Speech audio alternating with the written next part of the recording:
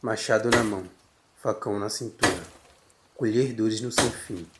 Era isso um homem?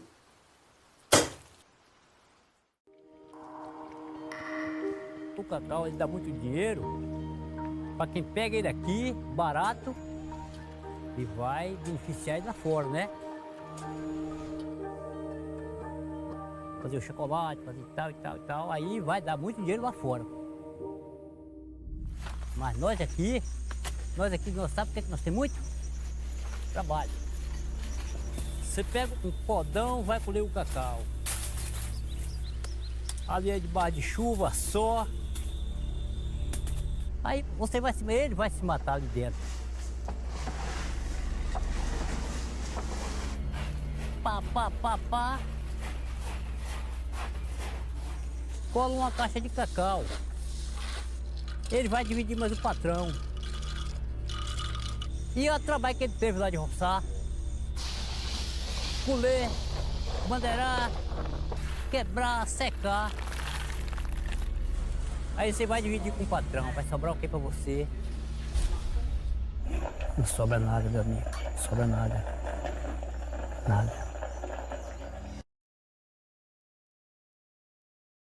Você, com certeza, já ouviu falar sobre a produção de cacau em nossa região.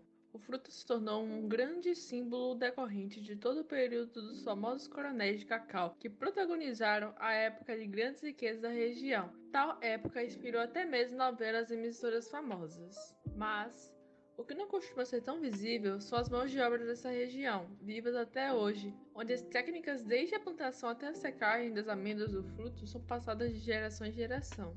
O protagonismo dos coronéis de cacau, personagens reais dos contos sobre a época, é conhecida, mas o mais curioso é a negligência sobre quem atuava e ainda atua na prática da produção de cacau. Na época do povoamento da região, os coronéis de cacau se apossavam das terras, com vendas em preços baixos demais ou até mesmo forjando documentação e tomando as posses das terras, de forma que os moradores que viviam na terra passaram a trabalhar para tais figuras. O poder econômico começa a se concentrar nas mãos daqueles que possuem as terras. Tal época é retratada fortemente em obras como Cacau, de Jorge Amado. Voltando ao presente, nós podemos refletir que após todos esses anos, as condições precárias daqueles que trabalham e vivem em regiões remotas, infelizmente ainda permanecem. E tais pessoas seguem sobrevivendo a partir de um trabalho duro e em contato direto com os perigos do dia a dia, e ganhando muito pouco por isso. Em uma primeira análise, é necessário abordar a dificuldade relacionada à área remota que tais trabalhadores vivem. Grande parte não tem acesso à rede de energia elétrica, sinal telefônico ou água encanada, provocando sérias dificuldades para famílias inteiras que precisam usar de métodos arcaicos para manter sua sobrevivência. Tais donos de terra raramente dedicam investimento ao bem-estar das famílias que ali se instalam e dedicam sua vida ao cacau, perpetuando as condições miseráveis que tais pessoas vivem. Nas grandes fazendas de cacau, é comum encontrar trabalhadores que mantêm a roça produzindo em troca de uma parte do lucro do cacau vendido, enquanto o dono das terras vive na cidade e recebe a maior parte do valor da produção. Você não precisa procurar tanto para encontrar essa forma de trabalho, que pode ser facilmente associada a uma condição de semi-escrava. O Ministério Público Trabalhista iniciou uma investigação para analisar o uso de mão de obra escrava e crianças na região do sul da Bahia, onde os filhos de tais trabalhadores atuam nas roças de cacau a troco de nada.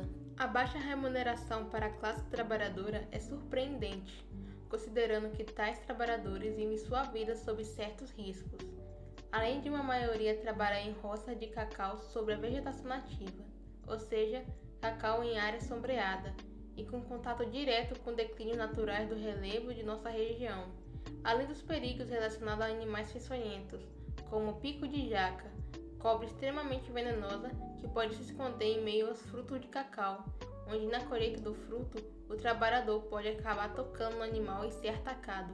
O veneno dessa cobra pode até mesmo provocar a morte. Recentemente, em uma dissertação, a autora Elizabeth de Souza Soares, da Universidade Católica de Salvador, expõe as condições de trabalho e risco de adoecimento por agrotóxicos usados na plantação de cacau. O texto de Elizabeth também destaca como o trabalhador rural possui pouquíssimo reconhecimento em um fenômeno que ele foi e segue sendo fundamental, que é o enriquecimento da região pela comercialização do cacau. Podemos citar também a dificuldade de educação, acesso à saúde e acesso ao comércio por tais pessoas, que vivem em regiões remotas e relativamente distantes dos grandes centros.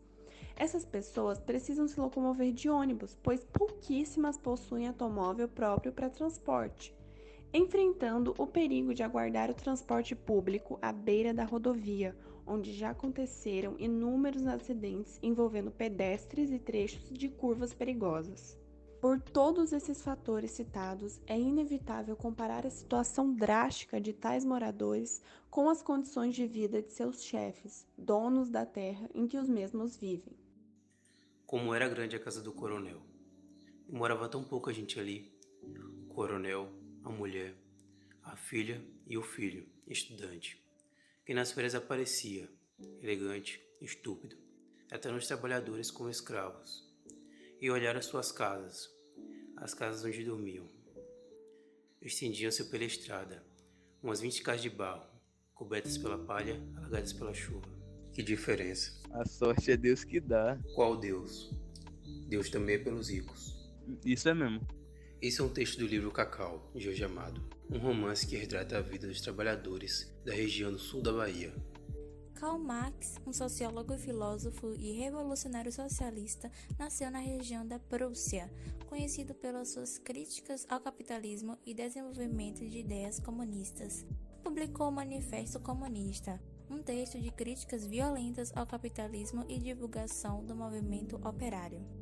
Como Karl Marx sugere em suas ideias, o proletariado, como podemos identificar o grupo de trabalhadores das roças de cacau, vende sua mão de obra que planta, colhe e seca o cacau, e vende para o que podemos chamar de burguesia, a indústria que usará tal cacau para diferentes produções.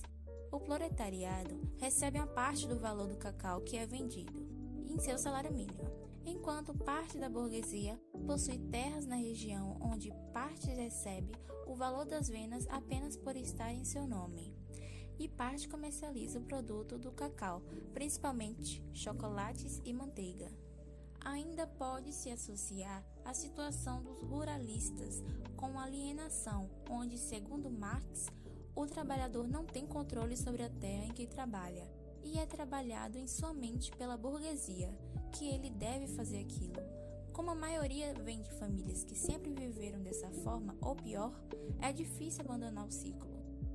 A maioria dos trabalhadores devia ao coronel e estava amarrada à fazenda.